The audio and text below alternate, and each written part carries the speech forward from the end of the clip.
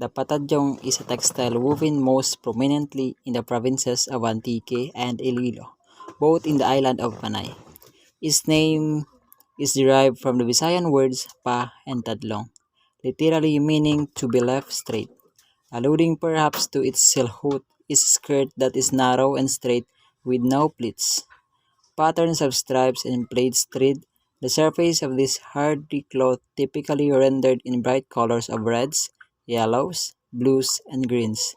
The clothes speak as if with modest restraint, bearing plainness in pattern yet loudness in color and function. Content. This patadyong was given to my grandmother by her mother when she got married to my grandfather in 1975. This patadyong is usually woven from cotton. It is long and wide, often reaching the ankles of its wearer and spanning about a meter and a half in width. Weaving a patadyong cloth involves interlacing different colors of thread, locally called bunang, through a wooden loom known as tiral. Citation. The patadyong was created by the mother of my grandmother, or known to us as our apoy. My grandmother was given a special treatment by her mother because she is more loved than her siblings. She thinks that it was created by the first quarter of the year 1974 for her incoming marriage. Context. The attire of Visayans are using kimono and patadyong. Weaving is a primary form of art and crafts in Panay Island.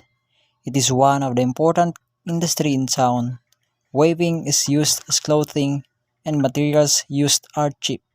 Communication. The source is very reliable because the art of patadyong making was developed in the late 1960s when a lot of high-quality products were made using cotton and abaca as raw materials. Connection. Before, I just know that the patadyong was just a clothing of early people in our region, but after studying the source, I learned that the weaving of patadyong is form of work or jobs that what our ancestors had before. Conclusion.